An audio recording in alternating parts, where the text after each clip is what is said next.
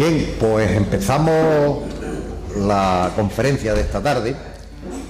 Lo primero, en nombre de la Asociación Cultural Misterios al Sur, MASIP, daros la bienvenida a esta nueva conferencia, saludaros a todos, saludar a nuestro presidente José Manuel Lou, que está aquí, y también, por supuesto, saludar a Antonio Salinas, que es además el secretario, el tesorero y el técnico que hace que esto funcione, que podamos proyectar y que podamos sacar las cosas adelante.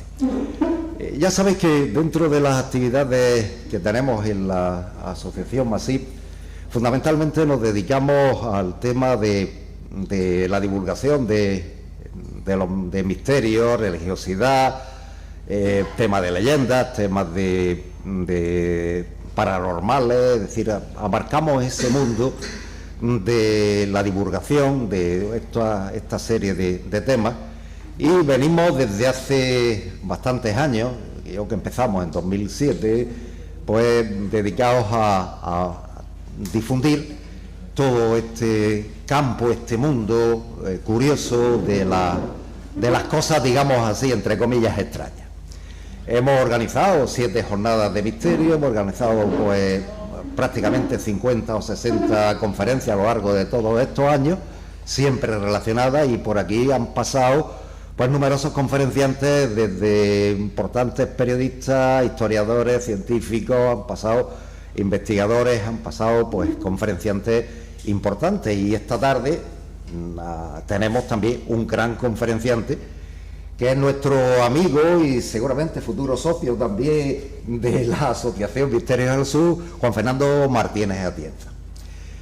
Juan Fernando, yo lo he presentado en varias ocasiones, ya sabéis que es médico, ha sido profesor de salud ambiental en el Instituto La Zafra durante muchos años, es un magnífico numismático, no solo coleccionista de monedas, sino también un investigador sobre la numismática, que es un campo impresionante en este tema. También colabora y ha trabajado como profesor en los cursos de la Universidad de Verano, la Universidad de Granada en Mojácar, durante bastantes años, en temas relacionados pues con su parte de la salud. Es autor de una novela, La Isla de Occidente, que fue publicada por el Ayuntamiento, debió ser 2098, creo que fue, y también de otro libro que es bastante curioso, Historia numismática, que fue La moneda de Granada. Pero también es poeta. El año pasado presentó en el aula de pensamiento el libro Momentos, el libro de poesía Momentos, que fue editado por la editorial madrileña Puerta de Granada. Como numismático, citar 2 artículos publicados en la revista Mancuso de Numismática, Identificación de las monedas abasíes y los millarenses, y otras copias de los dirham almohades. Y en la revista Calat, que también publicaba el Ayuntamiento, la revista Historia Local, publicó la numismática de la costa de Granada. Y conferencias, voy a citaros algunas. Con MASIP ya dio una conferencia el año pasado, 2023, Santos Curadores en las fronteras entre Jaén y Granada. Con la UNED, un curso de verano que hicimos sobre magia y misterios en la historia, dio una conferencia sobre curanderos y otras especies, y también en otro ciclo de conferencias que dimos también en la UNED, la influencia de los médicos andalusíes en el curanderismo. En el Ateneo de Motril también dio una conferencia cuando la plata española dominaba el mundo, y en el aula de pensamiento también ha dado 3 conferencias. Una relacionada con la esvástica, origen y simbolismo, otra dedicada a los millarenses, a la moneda de los millarenses, y otra que dimos a la Limón con Pepe García Fuentes, con el director del puerto, Fernando y yo, que se tituló El ferrocarril Motril-Granada, quimera centenaria o realidad. Y hoy, en su línea de la investigación de temas relacionados con numismática, pero también relacionados con temas de misterio, de creencias, de religiosidad y de leyendas y tal, presenta en esta conferencia, en este acto de hoy, de la Asociación Masí, Amuletos y Conjuros del Al-Ándalus. Darte, indudablemente, Fernando, las gracias por estar esta tarde aquí.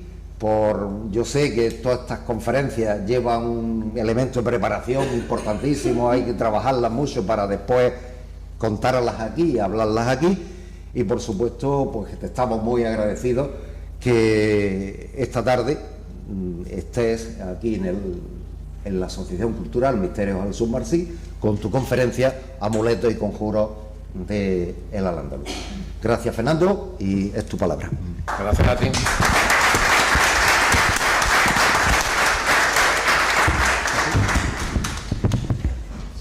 Bueno, me vais a permitir que me ponga de pie porque nunca he sabido hablar sentado.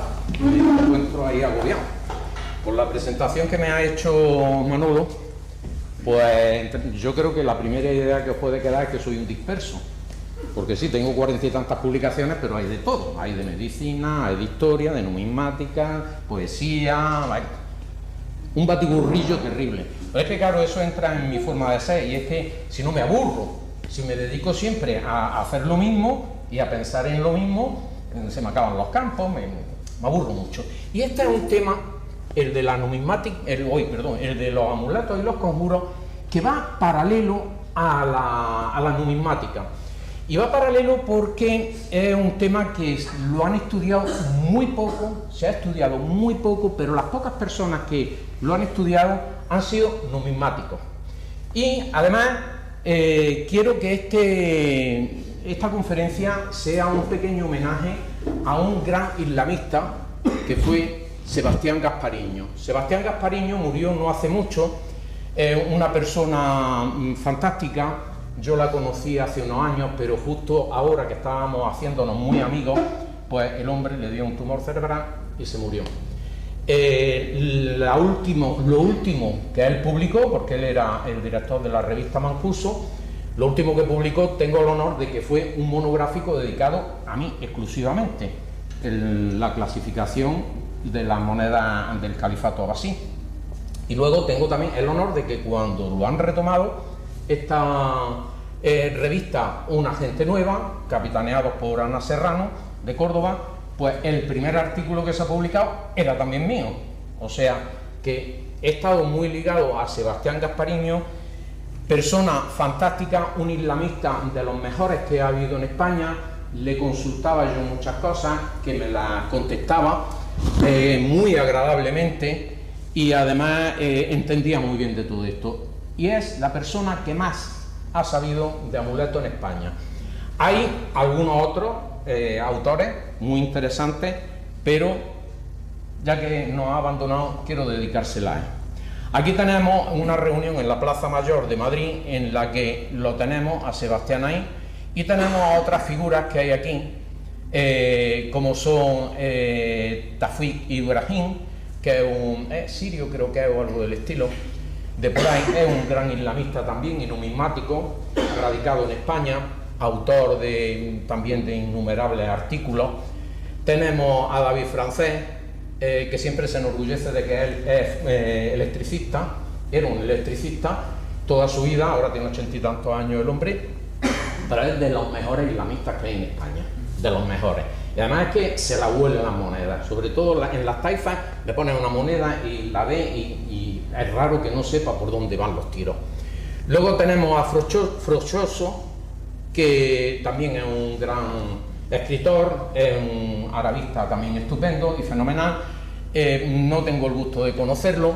Y luego está Federico Benito de los Mozos, este señor de aquí, al cual nunca he hablado con él, pero es un grandísimo amigo mío a través de las redes, y tengo que agradecerle que me ha ayudado infinidad de veces, y me sigue ayudando. Raro es el día que no hablamos a través de WhatsApp, los dos, de temas de numismática y demás.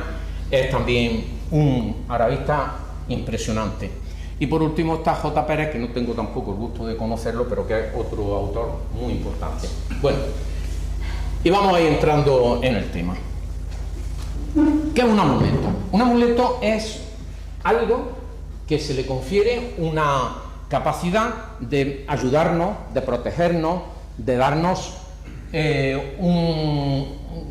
una ayuda que viene de los otros mundos, de los otros dioses, de las otras cosas, etcétera, etcétera. ¿Qué finalidad tiene? Siempre la de protegernos o evitar que nos ataquen cualquier cosa negativa para nosotros. ¿Dónde y cuándo se han hecho? A lo largo de toda la historia de la humanidad. Desde que el hombre es hombre, desde que el hombre tuvo una neurona pensante, hasta hoy día existen los amuletos. A ver, ¿qué pensáis que es esto? Un amuleto, a fin de cuentas, para protegernos los cristianos, ¿no? Es un símbolo, es una realidad que queremos hacer del otro mundo. ¿Qué materiales se emplean? Cualquiera, da lo mismo. En el tema que hoy vamos a hablar de los amuletos de Al-Ándalus, fundamentalmente se utilizó muchísimo el plomo. El plomo era barato, era muy fácil de fundir, y los talleres locales, talleres del barrio, del vecino de al lado, los podían fabricar con mucha facilidad. Por lo tanto, se utilizaron muchísimo.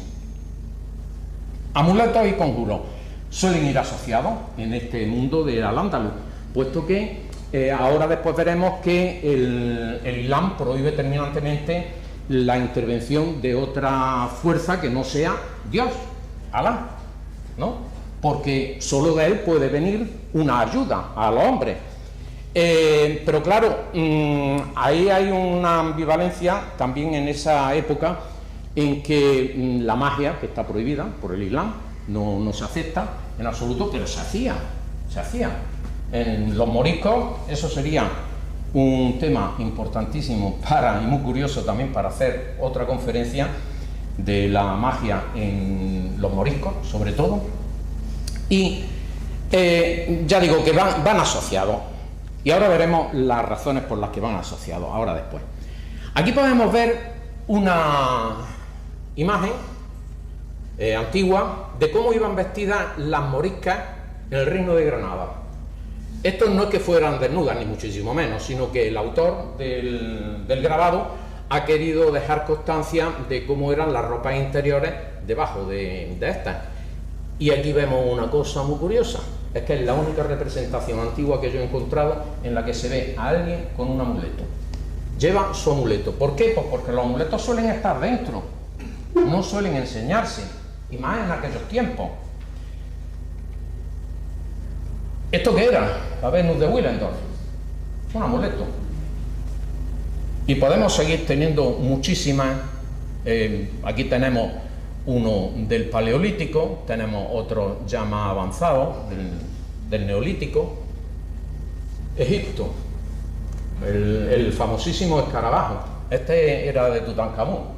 Fantástico, fenomenal, por supuesto. ¿Y qué es lo que tenían los escarabajos estos egipcios? Pues por detrás tenían invocaciones a los dioses. Eran amuletos. Y además, si vas a Egipto, ya sabes que te tienes que traer un puñado de estos, que te los dan, te los regalan, te los venden, están a millones por todas partes, ¿no? Otros amuletos. Este es un amuleto muy típico romano, que es un falo, que siempre se ha dicho que servía para evitar la impotencia, para la fertilidad y todas esas cosas. No. Este era un amuleto fundamentalmente para atraer la buena suerte y evitar el mal de ojo. Lo hay de muchas formas. Estos alados, hay algunos así de grandes en museos, los vemos, y muy bien hechos, con unos detalles impresionantes, preciosos, fantásticos, para colgarlos en la casa y proteger a la familia. Podemos tener se supone que era íbero y es otro amuleto como el anterior, pero este es de una mujer. Esto es una vulva y este es el vientre de una mujer. La higa. Este es un amuleto que se ha utilizado muchísimo en la península ibérica y es una mano en esta forma. Muchas veces asociado a un falo por el otro lado e incluso a otro de frente. Es muy hispano, se sigue utilizando, se siguen vendiendo la higa esta con la mano así. Amuleto fundamental contra el mal de ojo, según nos cuentan. Este es de bronce, pero se pueden fabricar de todos los materiales habido y por haber. Yo lo he visto de oro, lo he visto de marfil, de cualquier cosa. Pero ¿cómo reconoce el Corán, el islamismo, cómo reconoce lo de los amuletos? Ya os he dicho que lo prohíbe terminantemente, ¿no? Y aquí he traído yo frases del Corán y frases de los ulemas y frases de páginas sacadas islamistas, en las que te explican el Islam. Aquí vemos, por ejemplo, que dice: la mayoría de los que creen en Dios caen en dedicarle actos de adoración a otros. O sea, nos está hablando, eso en el Corán, nos está hablando de la gente que adora imágenes, nos está hablando de gente que adora a otros dioses y por lo tanto no lo acepta, lo rechaza completamente.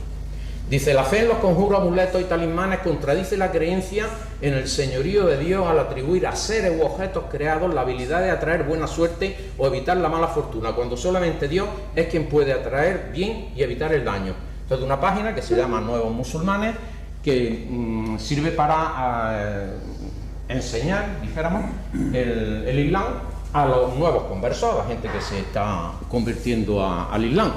O sea, que vemos que no se aceptan bajo ningún concepto, ni se han aceptado nunca. Pero bueno, ya sabemos que la Iglesia Católica tampoco ha aceptado nunca los amuletos, ni los conjuros, ni ninguna cosa del estilo, y en las zonas cristianas pues, se han utilizado y se siguen utilizando de toda la vida. Dice: el mensajero de Dios se refiere a Mahoma, ¿no? Que la misericordia y las bendiciones de Dios sean con él. Dijo: hechizos, ruqyah, conjuros de amor y amuletos son shirk. Esto está sacado también de esta gente, que son muy importantes en el este, y explican: el shirk es asociar copartícipes a Dios.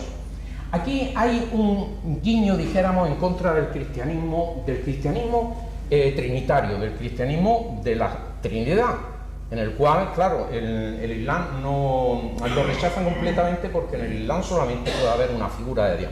Y en el cristianismo tenemos una Trinidad, que es un Dios, pero son tres, pero es una cosa que rechazan completamente, y lo rechazan precisamente en estas frases que vemos aquí. Y ruqyah, la recitación del Corán que busca la protección de Dios, también es dhikr y las súplicas que se utilizan como un medio para tratar enfermedades y otros problemas. O sea, ¿qué está diciendo? Que no se puede adorar, no se puede creer en que un objeto nos va a proteger, porque eso va en contra de la filosofía de Dios, pero del Corán, de Mahoma, pero sí podemos pedirle a Dios que nos ayude y que nos traiga bendiciones, que nos traiga la salud, que nos traiga perdón, todo ese tipo de cosas.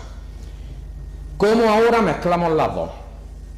Pues, bueno, por supuesto la brujería, la magia o hechicería, que es Sir, y es uno de los trucos de Satanás para desviar y perder a la humanidad, y es llevada a cabo con la ayuda de los jinn. Los jinn son unas figuras que aparecen en el Islam, que son una especie como de duendecillo o de genio o de cosas que puede haber buenos, puede haber malos, pero siempre se dice que es mejor ni nombrarlos, por si acaso, por si las moscas. Tengo un amigo que es musulmán en Barcelona, ¿no? Y un día preguntándole yo qué era esto, me dio unas cuantas indicaciones, dice: pero mejor ni nombrarlo, por si acaso apareciera alguno, y pueden estar por todas partes. Bien, el Islam advierte contra la magia. Dios nos advierte en el Corán diciendo: lo que aprendían les perjudicaba y no les beneficiaba, pero los hijos de Israel sabían que quien practicara la hechicería no tendría éxito en la otra vida. Qué mal vendieron su alma si supieran. O sea, vemos que por todas partes lo están rechazando, ¿no? Mensajero de Dios, otra vez, Mahoma, ¿no? Que Dios satisfaga la necesidad del que use, que Dios no satisfaga la necesidad del que use un amuleto, y que Dios no le dé paz al que use una concha de mar. Un tipo de amuleto. Las conchas de mar, las perlas y cosas parecidas se utilizaban en la época de Mahoma, del profeta allí en Arabia, como amuletos. Y hay varios pasajes en los que expresamente lo rechaza. Y además dice que Dios, precisamente, si tú le has pedido un amuleto que te proteja de algo, que Dios te dé justo lo contrario, por habérselo pedido a un ente, a algo que no se debe hacer. Y este es muy curioso porque dice: un grupo vino al mensajero de Dios, o sea, a Mahoma, para jurarle lealtad, y él aceptó la lealtad de 9 de ellos. Entonces dijeron: mensajero de Dios, tú aceptaste la lealtad de 9, pero no la de este. El profeta dijo: lleva puesto un amuleto. El hombre metió su mano dentro de su camisa y se lo quitó. Entonces el profeta aceptó su juramento de lealtad, diciendo: quien usa amuletos comete shirk. En todos los sitios que miréis, siempre va a rechazar completamente los amuletos. Bueno, aquí es otra historia, ¿no? También, que tampoco vamos a leerlo todo porque son muchos datos de sitios donde vamos a ver que siempre se rechaza completamente el uso de amuletos. Hay dos clases en el Islam, dos clases de magia. El halal, habréis visto a veces en tiendas de estas que pone carne halal o no sé qué es halal. ¿Qué quiere decir? Pues que está hecho bajo un rito que es una especie de magia lícita, magia buena, aportada por Dios directamente, de carácter benéfico, se vale de medios naturales o sobrenaturales, ángeles, genios, planetas, etcétera, sin oponerse a la unicidad divina. Siempre. Harán o magia ilícita de carácter marginal, recurre a las fuerzas demoníacas destinadas a causar el mal. O sea que está reconociendo que existe y que se hace. Todos estos son los tipos de magias que podemos ver en el Islam, con sus nombres correspondientes. Hay uno muy curioso que es la magia basada en las propiedades ocultas de los 99 nombres de Dios. Dios tiene 99 nombres. Y recitar, como ahora después veremos, esos 99 nombres o parte de ellos, eso atrae la bondad de Dios, atrae el que Él nos ayude a conseguir algo que necesitamos, la salud, cualquier cosa, ¿no? Buena y positiva. Poder sobrenatural del Corán.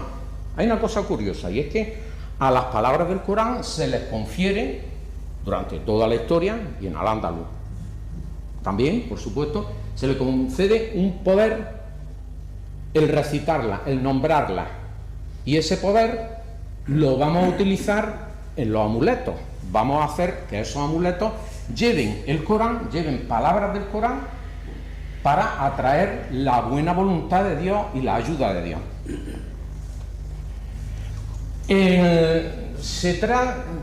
Dicen que hay dos clases de objetos: los talismanes, que requieren una elaboración, son artificiales, se componen, tal, y que se utilizan para problemas concretos: enfermedad, amor, protección de bienes, muerte, etcétera, ¿no? Y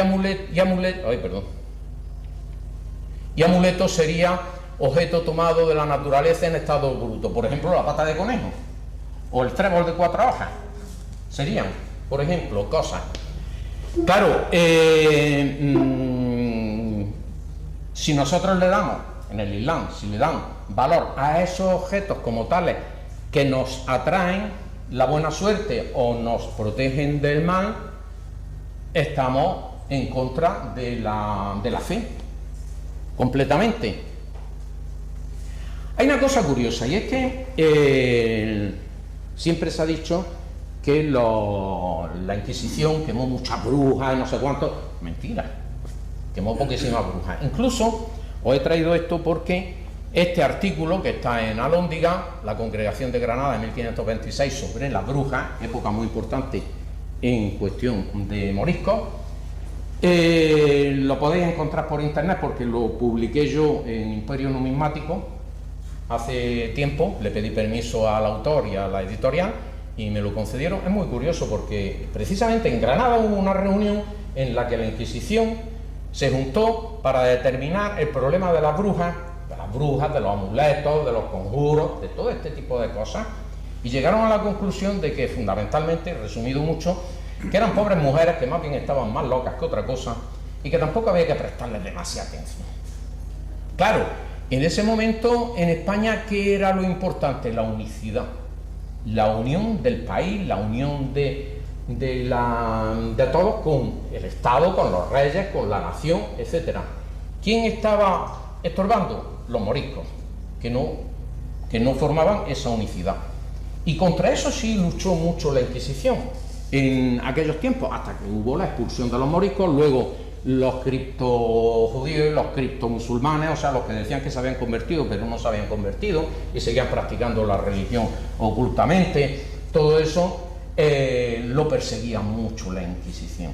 Y hay cosas curiosas, como por ejemplo, desde 1578 Pedro García fue llevado ante la Inquisición de Valencia por posesión de un texto prohibido.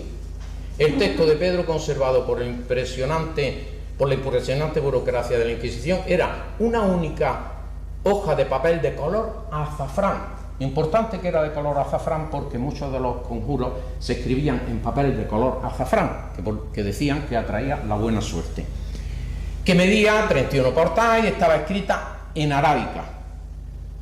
Lo curioso es que normalmente estos eran textos aljamiados, o sea, eran textos escritos en castellano, pero con caracteres musulmanes, con caracteres árabes.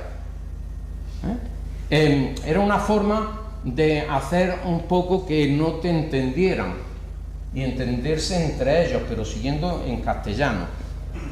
Bueno, entonces un testigo señala que están escritos los nombres de los ángeles y de Dios y Mahoma, y que esto es un objeto moro y los moros tienen la costumbre de llevarlos para protegerse. Y efectivamente en ese momento era muy frecuente que llevaran dentro, colgado del cuello, amuletos como los que ahora después veremos, y que no son raros, pero hay a montones. El otro día vi unos, por ejemplo, en Lucena, en el Museo de Lucena había dos allí puestos, muy bonitos, y aparecen por todas partes.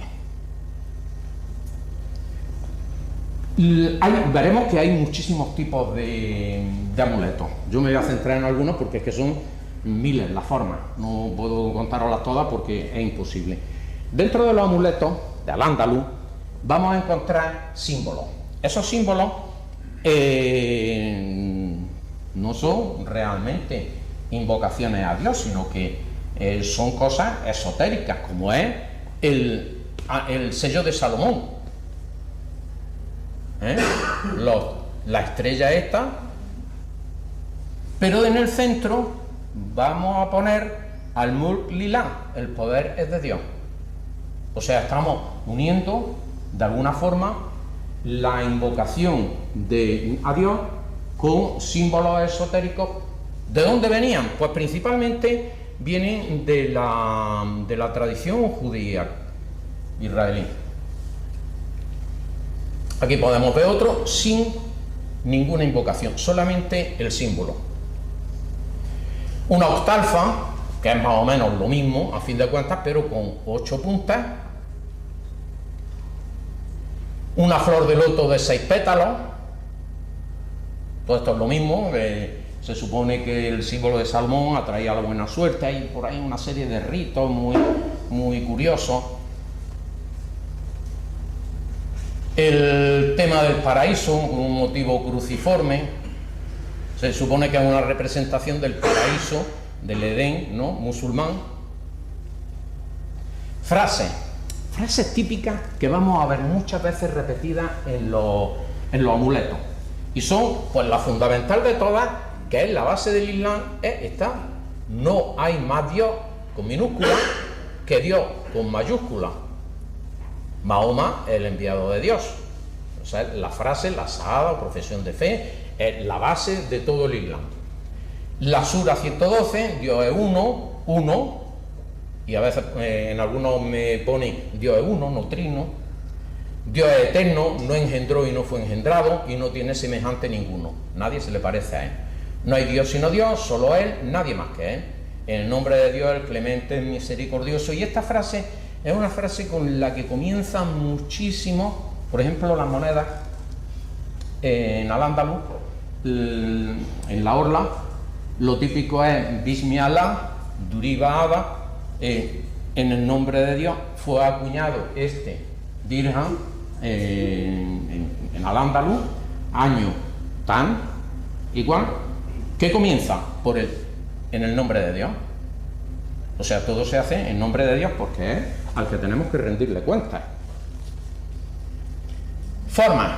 Vamos a empezar ya a ver amuletos de Al-Ándalus, auténticos, sacados principalmente, la mayoría de ellos, de la página que tenía Salvador. Bueno, la página sigue existiendo, de Salvador Gaspariño, que él construyó, él la elaboró, él tradujo todo lo que pudo, aunque no siempre es fácil traducir estas cosas, y sigue existiendo porque la ha rescatado Ana Serrano, y se puede encontrar en internet fácilmente, y solamente con escribir amuletos de Al-Ándalus no sale. En We Are Numismatic, que es la página que lo ha recogido todo, y ha recogido el legado de Sebastián Gaspariño.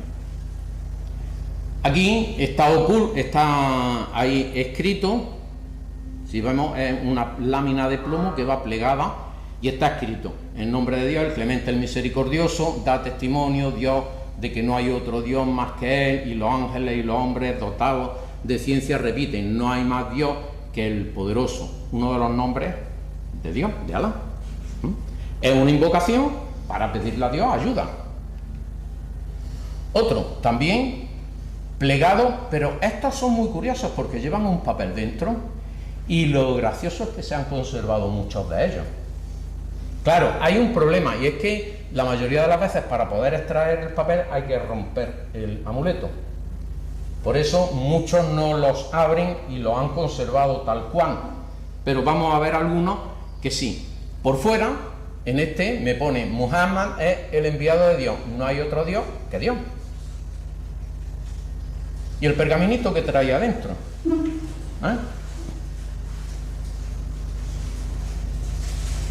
y ahí tenéis los... Ay, ya me he equivocado de tecla. Y ahí tenéis los 99 nombres de Dios recogidos en el papel.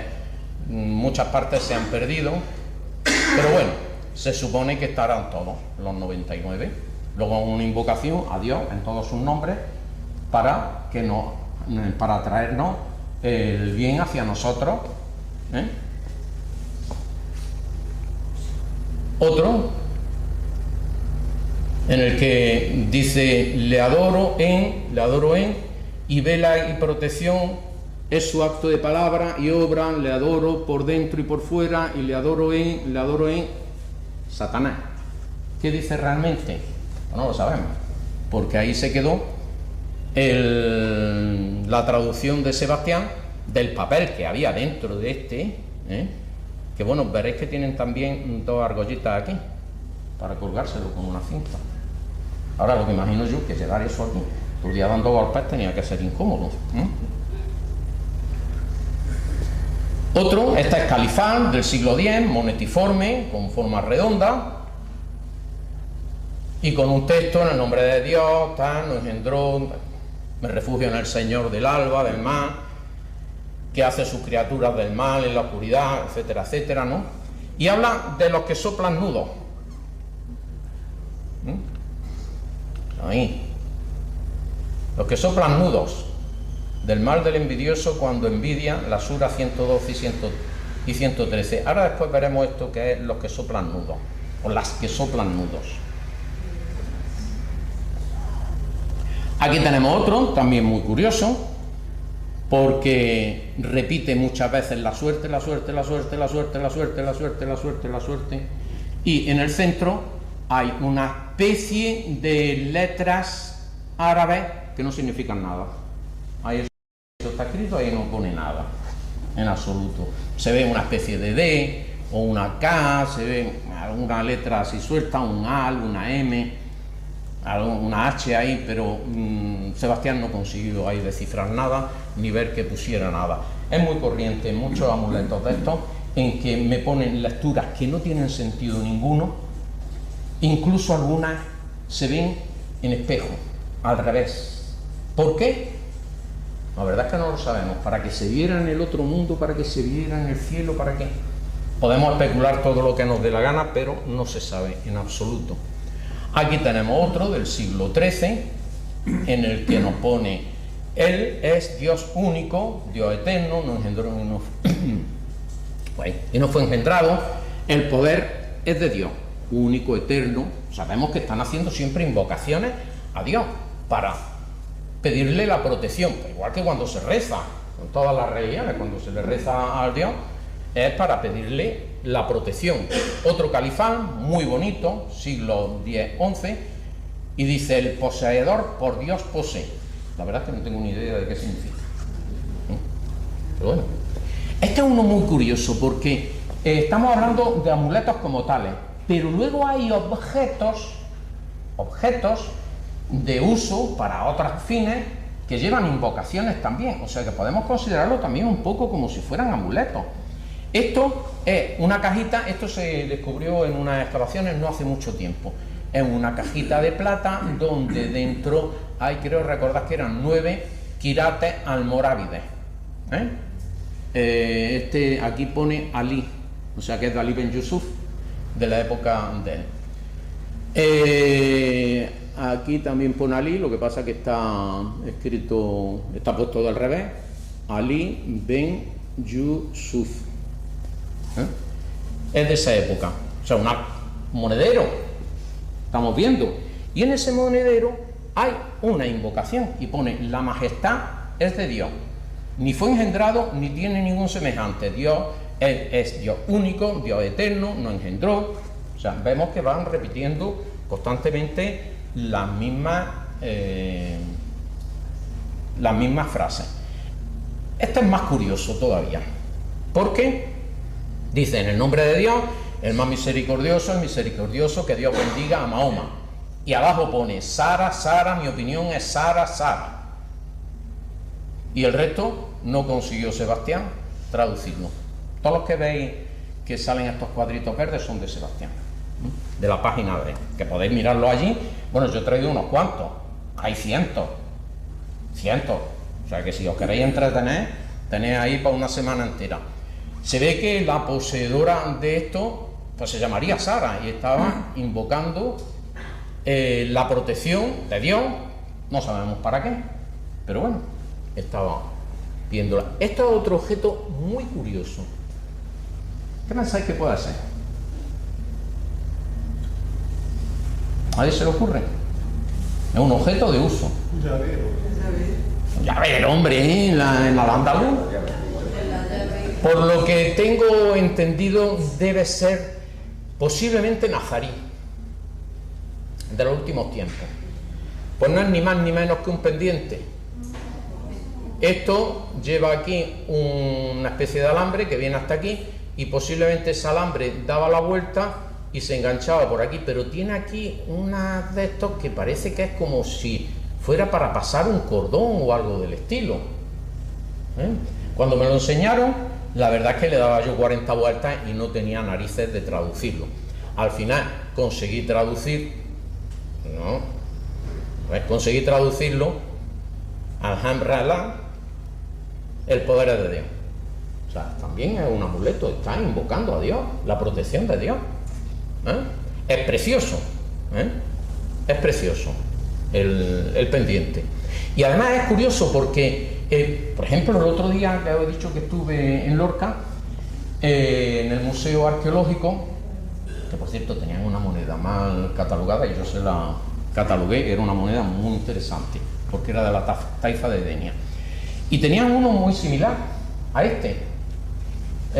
O sea, que es una cosa no igual, no idéntico, pero sí parecido. Luego es una cosa que se hizo, y si yo he visto dos, quiere decir que en su día se hicieron cientos, ¿no? Aquí tenemos otro, que podemos también, ahí todas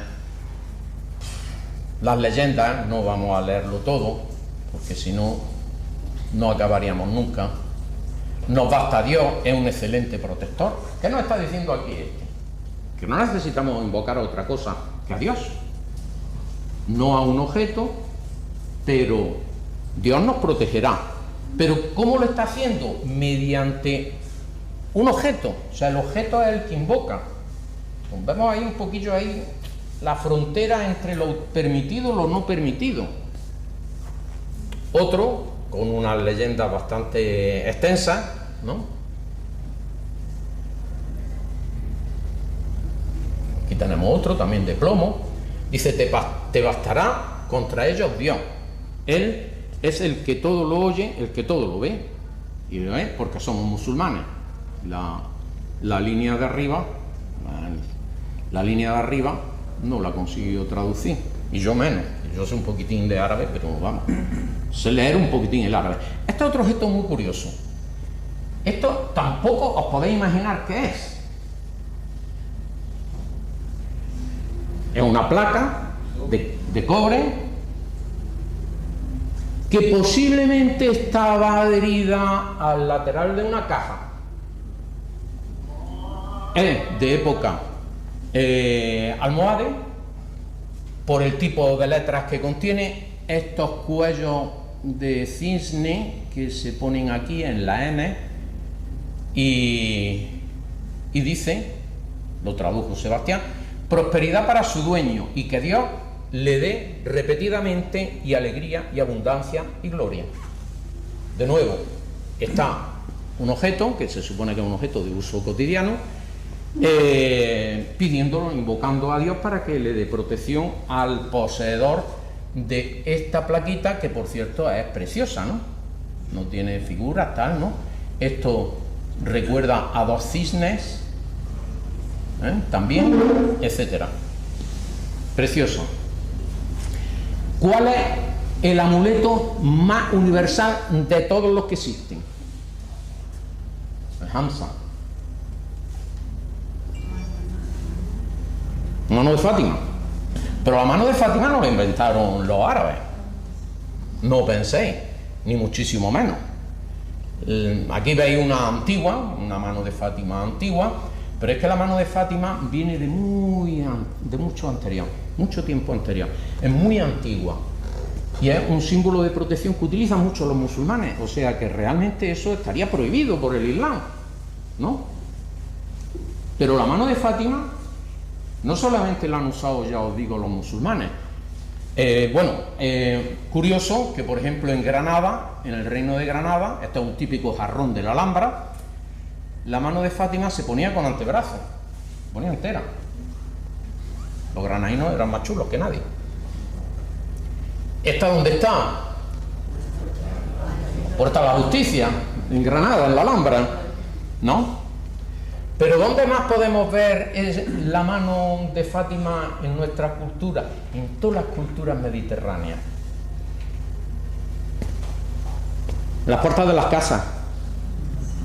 El llamador no es ni más ni menos que una mano de Fátima, a fin de cuentas. Es un llamador, pero está protegiendo la casa, está en la entrada de la casa para protegerla.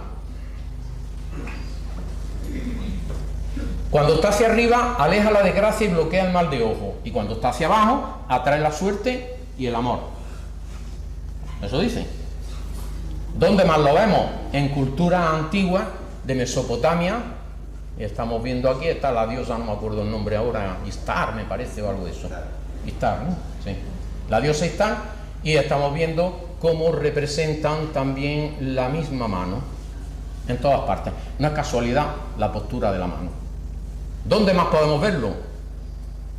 Los budas, cuando están con la mano así, ¿qué es lo que están haciendo? Una mano de Fátima, a fin de cuentas. Pero es más, podemos llegar a ver la mano de Fátima en sitios asombrosos. La Virgen Milagrosa. ¿Qué es una Virgen Milagrosa? Ni más ni menos que es una mano, si lo vemos al revés, es una mano por abajo y además tiene las dos palmas enseñándolas. Y de las palmas que sale lo que llaman los poderes, ¿no? O sea que la mano de Fátima está en todas partes y en todas las culturas, absolutamente. Y este es el amigo que me lo proporcionó, lo descubrí esto yo, lo vi extraño, digo, ¿esto qué es? Esto es una cosa muy rara. Porque yo estoy viendo aquí una moneda nazarí, una moneda del Reino de Granada, pero yo lo veo muy raro. La llamamos la moneda del rombo. Yo la veo muy rara. Aquí esto, las letras, ¿qué pone aquí? Esto está todo enfollonado. No lo veo bien. ¿Qué será? ¿Qué será? Tardé varios días en darle vueltas. Bueno, compañero que está aquí, ha venido a oírnos, que fue el que me la proporcionó y gentilmente me la regaló. Muchísimas gracias. Es pequeñita, es una cosita así. ¿Pensáis? Pues después de darle muchas vueltas digo, contra, ya sé lo que es esto, que está escrita en espejo, está al revés. Si le damos la vuelta a la moneda y nos fijamos, marcamos las letras que debería poner en esta moneda nazarí, se corresponde. Lo que pasa es que está garrapatosamente escrito, está fatal, horroroso, muy mal. Ahí está su encanto a todo esto, ¿no? Aquí pone no Dios sino Dios, Mahoma enviado de Dios, Muhammad Rasulullah. Aquí pone no vencedor sino, bueno, debería poner sino Alá, sino Dios. Y aquí pone, bueno, pone, ya os digo, debería poner gar, na, y aquí falta el ta. Y aquí ensalzado sea. Un ta de ensalzado sea, la abreviatura. O sea, es un talismán. Es un talismán de alguien que lo fabricó, porque no se podría entender que esta moneda es plata, no se podría entender que esto fuera una moneda falsa, que la hubiera hecho alguien para falsificar moneda, porque ha falsificado moneda desde que se inventó la moneda, en el 600 a.C., que se inventa la moneda, allí por Lidia y eso, en Turquía, ya al poco tiempo empieza a haber moneda falsa. Eso ha existido toda la puñetera vida, pero no se entiende que tenga un peso mayor que el correspondiente a esa moneda, pesa el doble que debería pesar esa moneda, está hecho de plata buena, decente, no es una plata pura, pero bueno, una plata bastante decente, y que esté puesto en espejo, que sean las letras tan garrapastrosas, etcétera. Hay investigadores que aseguran que muchos amuletos están precisamente escritos en espejo y además con letras ilegibles. Lo de las letras ilegibles lo hemos visto antes y ahora veremos algún caso más por delante. ¿Esto qué es? Un amuleto antropomorfo de Al-Ándalus, muy curioso, también sacado de la página de Sebastián. Un amuleto es una mujer, le falta la cabeza, ¿no? Pero se le ven los pechos, los brazos para arriba, la ropa, etcétera. No tiene leyenda ninguna. Aquí tenemos otro de otra mujer. Aquí tenemos uno que parece una vaca aplastada. Aquí tenemos otro que es una espada. Todo esto es plomo, ¿eh? Todo esto es plomo. Y otro muy curioso. ¿Esto qué es? Esto es una bulla, se llama. La jarra del vino, pues. No, pero casi. Las bullas estas, yo las conozco visigodas, musulmanas y cristianas, medievales. Esto era una especie de ánforita para llevar dentro, por ejemplo, los que iban a Tierra Santa se la traían llena de agua del Jordán.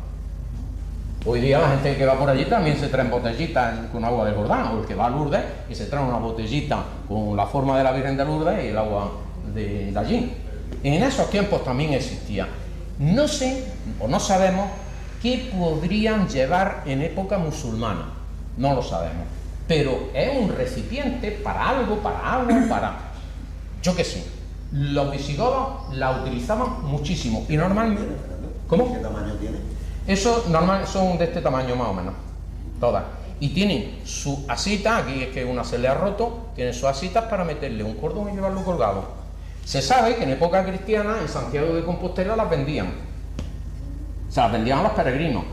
Y se traían agua de Santiago a sus tierras, se las llevaban de vuelta a sus tierras para también como buena suerte, como protectores, etcétera, etcétera, etcétera. Esta en concreto, ya os digo, es musulmana, por el sitio donde salió, arqueológicamente hablando, toda esa. No recuerdo ya el sitio, pero bueno, que era musulmana. ¿Qué llevaba en su día? Pues no lo sabemos. No lo sabemos. Y vamos a pasar a más conjuros, pero nos vamos a meter en conjuros un poco más duros que los anteriores. Un conjuro es una fórmula mágica que se dice, recita o escribe para conseguir algo que se desea. De aquí tenemos muchísima información, muchísima de la época morisca. Los moriscos que quedaron en el reino de Castilla, bueno, en el de Aragón, por Valencia y todo eso también hubo mucho, en Murcia y tal. Tenemos muchísima información porque ellos mismos la escribieron. Y hay textos aljamiados, o sea, estos que os digo que están escritos en castellano, pero con caracteres musulmanes, que nos cuentan 20.000 cosas de magia y demás, que ya os digo, daría para otra conferencia, porque como meta ese tema ahora, no acabamos, y ya vamos larguillo. Bueno, hay, por ejemplo, Al-Numari, en un libro que se llama Rihla, dijo Ibn al-Hayy: cuando un hombre se encuentre con un enemigo suyo y le tenga miedo, que recite las siguientes letras. Son letras musulmanas: Kaf, Ha, Ya, Ain, Sad, Ha, Min, Ain, Sin, Kaf. Bueno, una Q, S, la Ain es una letra muy especial que se representa en castellano como una comita, ¿no? La M, la H, la K, etcétera. Dice, y que cierren con cada letra un dedo, empezando por el pulgar de la mano izquierda. O sea, diría Kaf, Ha, Ya, Ain, Sad, y luego con la otra mano, etcétera, ¿no? Cuando se acerque su enemigo, que recite para sí mismo la sura del elefante, ahora la veremos. Y cuando llegue a la palabra termihin, que las repita y vaya abriendo en dirección a su enemigo cada uno de los dedos cerrados, y que repita esto 10 veces hasta abrir todos sus dedos. Yo lo que me pregunto es, el enemigo ya te ha llegado para adelante, como tengas que recitar todo esto, es que te mueres, ¿no? Es larguísimo. Si hace eso, estará a salvo de su mal, si Dios quiere, pero está haciendo un conjuro, y no es un conjuro pidiendo la ayuda de Dios, o sea que esto sería un sacrílego. Y esto es cosa probada. Esto está sacado de un libro, el libro de los Hechos Maravillosos se llama, y todo acaba diciendo lo mismo: esto es cosa probada. O sea, para decir, esto de verdad, porque esto que es de verdad, que es efectivo. Y bueno, ¿qué es lo que dice la Sura 105, que es la del elefante? Dice, ¿no has visto cómo obró tu Señor, o sea, Dios, con lo del elefante? Está haciendo referencia a una batalla que hubo, no me acuerdo si fue en la Meca o en Medina, por ahí, ¿no? Contra un reino cristiano colindante y demás. Dice, ¿no desbarató su artimaña y envió contra ellos bandadas de aves que descargaron sobre ellos en la palabra tarmijin, piedras de arcilla dejándolos como espigas de granada? O sea, invocan a Dios, hay una especie de tormenta y demás, y los desbarata el enemigo y ganan la batalla. Entonces está diciendo que igual que Dios en ese momento hizo que ganaran los creyentes, que ganaran esa batalla, si tú haces esto, también vas a ganar contra tu enemigo. Un poco enrevesado la cosa, pero en fin. Para elaborar talismanes mediante la combinación de sus letras misteriosas para la mujer que desee quedarse encinta, previo a un complicado ritual, que no lo he transcrito porque es que ya era larguísimo. Y era recitar la Sura 19 de María. Os he puesto ahí el comienzo porque es larguísima la Sura esta.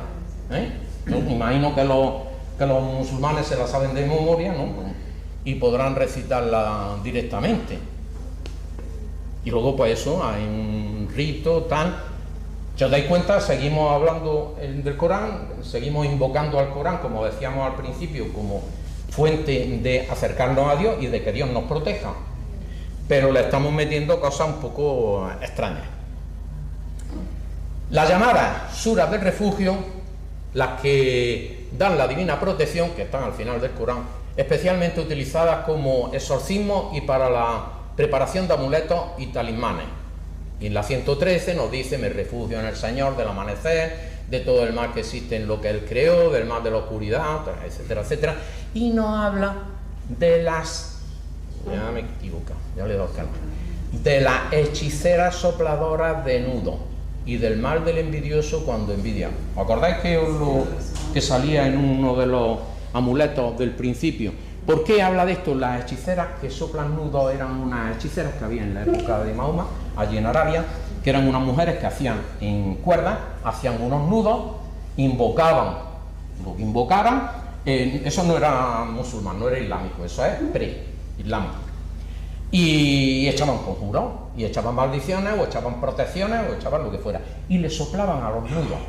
Entonces eso, Mahoma, en el Corán, lo repudia, y precisamente está hablando en contra de eso, del mal de la oscuridad de la noche, cuando se extiende del mal de las hechiceras sopladoras de nudos, y del mal del envidioso cuando envidia. Durante la vida del profeta, una de las formas de brujería más populares era hacer nudos en una cuerda y luego recitar conjuros y encantamientos sobre los nudos con el fin de embrujar, lastimar, etcétera, etcétera, ¿no? Lo que hemos leído, lo que hemos dicho antes. Y la sura 114, los hombres, me refugio en el Señor, de los seres, bueno, etcétera, etcétera, etcétera, ¿no? De la maldad del demonio susurrador que huye cuando el nombre de Dios es mencionado. O sea, ¿qué está diciendo?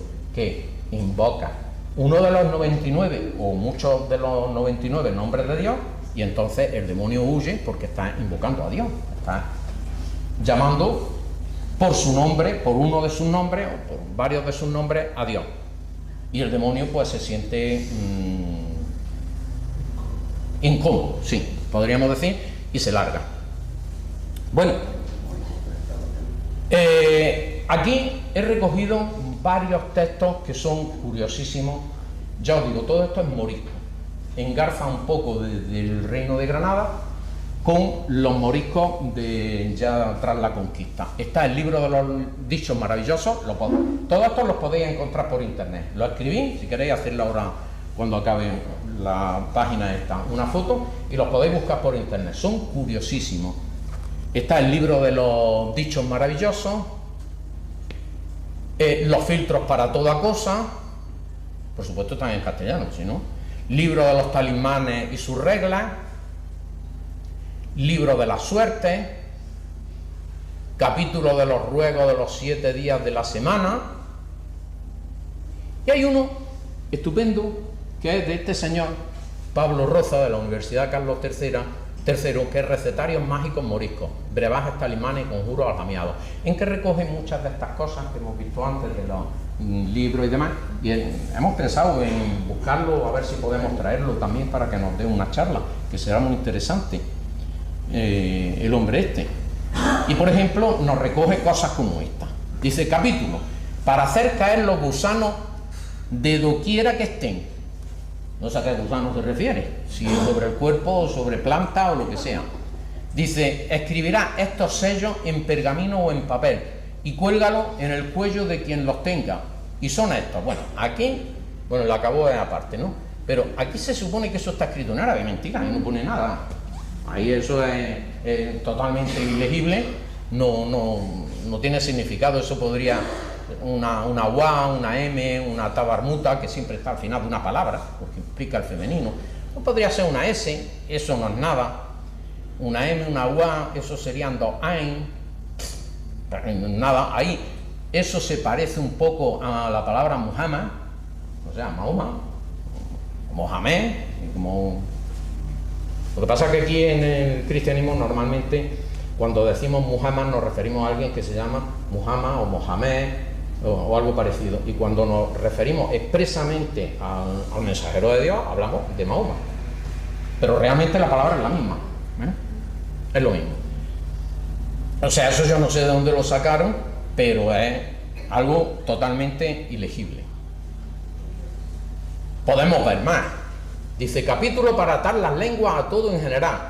Escribirá esto comunidad de genios y hombres, si podéis atravesar los confines de los cielos y de la tierra, atravesarlos, no saldréis si no es con un poder, y ellos estarán callados, y ellos estarán quietos, y ellos estarán bloqueados, sordos, mudos, y ellos no hablarán.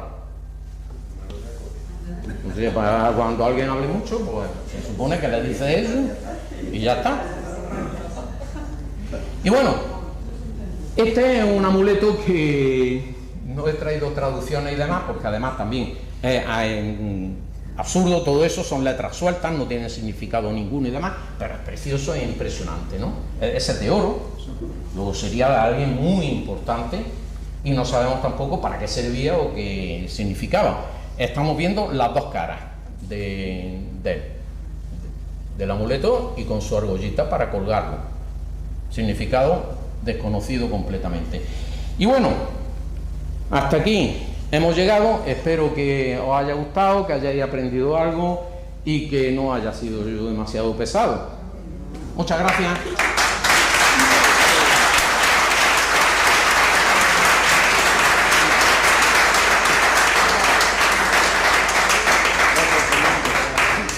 Bueno, si hay alguna pregunta. ¿Alguien quiere consultar algo? Dime. ¿Podría ser algo astrológico o calendario? ¿Podría? No lo sé. No se sabe nada sobre eso. No, los investigadores que han estudiado esto, no, cada uno da una opinión, cada uno sí hablan también de que podría ser algo astrológico y demás, pero tanta casilla aquí alrededor, siempre el cielo se divide en 12 sectores, ¿no? Que son los... No lo sé. Alana. No lo sé. Dos cosas. El tamaño de los que contenían los papelitos, el pergamino, ¿qué tamaño son? Pues hay de distintos tamaños, pero más grande de esto no hay ninguno, de los que yo he visto. Y muchos de ellos son así, muy pequeñitos.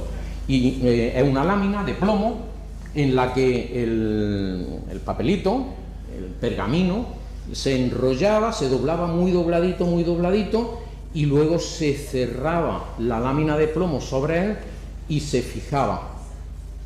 Claro, eso, la mayoría de ellos han caído en sitios que ha habido humedad, etcétera, y se han perdido el papel. En algunos se ve que han tenido papel, pero es imposible descifrar lo que hubiera dentro. Cosa curiosa, no es frecuente encontrarlo en las tumbas. No, porque muchas de las cosas que nosotros encontramos, la arqueología encuentra, son en las tumbas de la época, de distintas épocas, etcétera. Esto no. El musulmán normalmente se entierra, pues sin nada, envuelto en una sábana y se acabó, mirando a la Meca y se ha acabado, sin más. No suelen encontrarse en tumbas, sino en sitios habitacionales. Y la otra es, tú estás basando tu investigación en investigadores, por lo que entiendo, españoles. Sí, la mayoría de ellos son españoles. ¿El propio pueblo musulmán ha investigado sus propios talismanes? No lo sé. Ya, porque yo creo que ahí habría información. O sea que hay varios musulmanes, podríamos preguntarle a ellos si saben algo del tema, no lo sé. No, su biblioteca. Hombre, muchas de las frases que os he puesto aquí, desde el principio os lo he dicho, están sacadas de páginas islámicas en las que están enseñando a la gente a ser un buen musulmán. Y en todas ellas, como habréis visto, siempre reniegan de los conjuros, de los talismanes, de los amuletos, de todo ese tipo de cosas. Si han estudiado los amuletos de Al-Ándalus y demás, pues la verdad es que yo no conozco a nadie. Bueno, sí conozco a uno, a Tafid Ibrahim, el arabista este que os he dicho antes, que él es musulmán, pues él algo ha hecho, pero de lo que yo he visto, poquito. El que más ha investigado en España, Sebastián Gaspariño, y otro que ahora mismo no, lo siento, pero no me acuerdo, de Córdoba, que también estuve en contacto con él para preparar esto. Nada, dime. Fernando, ¿sabes que muchos españoles se convierten en Islam hoy en día? ¿Estos españoles que se convierten en Islam utilizan o hacen amuletos? Que yo sepa, no. Que yo sepa, no. Yo te digo, tengo un amigo que es catalán, que es amigo por las cuestiones estas de numismática y todo eso. Él era cristiano, se convirtió porque se casó con una musulmana, etcétera, y él me ayuda muchas veces en cuestiones de estas del Islam, de la religión y demás. Yo le pregunté y no, porque eso sería un jinn, sería totalmente en contra de... Ten en cuenta también una cosa, que muchas veces los nuevos conversos son más practicantes que los que vienen de lejos. Típico, ¿no? ¿Alguna pregunta más? Una. Perdón, bueno, vamos. Dime. En la foto que has presentado del Buda, Sí. con la mano de Fátima, Sí. lleva una svástica en el pecho. Sí. ¿No estuviste en mi conferencia sobre la esvástica? Estuve sí, estuve en la conferencia, por eso me llamó la atención. Sí. ¿Se usaba eso como amuleto? Sí, es realmente un amuleto, la esvástica, en esa época, porque es un símbolo de protección contra el mal, que atrae la buena suerte. La desgracia de la esvástica, que tuvo la esvástica, es que la tomó Hitler como símbolo y ahora pues la vemos muy tergiversada, pero realmente en la India sigue habiendo esvásticas por todas partes y no son precisamente nazis, los hindúes. Sí, es un símbolo que puede tomarse como un amuleto. Perdón. Has comentado antes, Fernando, que los pergaminos que encontrabas dentro de los recipientes estos normalmente eran color azafrán, por el color esotérico que tenía ese color. ¿Es casualidad que todas tus diapositivas vayan sobre color azafrán? Pues no. Simplemente he buscado un color así en plan pergamino, pero no había caído yo en el detalle. No, casualidad. Lo he puesto a Perdona. ¿Qué origen tiene lo de la mano de Fátima? No había oído hablar de la mano de Fátima. Sí, la mano de Fátima se considera un símbolo muy antiguo, incluso, es que no puede uno llegar a todo porque si no, ya os digo, nos alargamos demasiado. Habréis visto que uno de los símbolos más frecuentes en las pinturas rupestres son manos. Luego estamos viendo una mano de Fátima. La hay en negativo y la hay en positivo. ¿Pero qué quiere decir la mano de Fátima? Porque yo lo entiendo como un saludo, un mensaje de paz, No. un mensaje de protección y de sinceridad. rechazo del mal. Es Incluso en la cultura ibérica hay, en España por ejemplo, la cultura ibérica, estamos hablando del cuarto milenio, tercer milenio, Tercer milenio. ya tenemos manos de Fátima ahí. Pero en ¿por qué se algunos de llama los de relieves. Fátima? Bueno, pues- Fátima es el mundo musulmán. Claro, Fátima es la hija de Mahoma que se casó con Ali, que fue uno de los primeros califas que hubo, de los que llaman califas ortodoxos, que eran, todos ellos, eran los compañeros, igual que Jesucristo tenía unos apóstoles, Mahoma tenía unos compañeros, se llaman compañeros, que vienen a ser más o menos lo mismo, ¿no? Entonces uno de ellos era Ali, se casa con una hija, Mahoma se casa con dos hijas de otro de ellos, otra hija suya se casa con otro de los califas ortodoxos. Entonces esos primeros 8 califas ortodoxos, primarios, los más cercanos al profeta, estaban más o menos emparentados.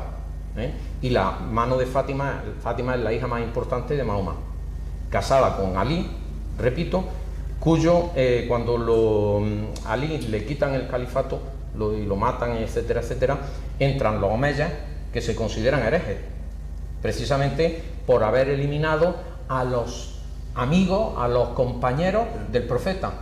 Y luego entran los abasíes, que se basan precisamente en su lucha contra los omeyas por considerarlos herejes contra el profeta y contra la familia del profeta. Pero ¿qué hizo Fátima con la mano? A eso no lo sé.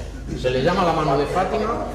Pero de todas formas los musulmanes también cuentan de la mano de Fátima. Claro, si es que en la fe islámica ningún amuleto debe En los países estos que te la venden, dicen que los musulmanes están en contra. Sí. Claro, por supuesto. Dime. Como veo que el compañero está grabando la sesión, encantado. ¿Esto después tú lo resuelvas en tu lugar que puedes o solo para tu una persona que le guste el tema no haya podido venir? Sí, se subirá. Lo subimos a la página, ¿no, José Moreno?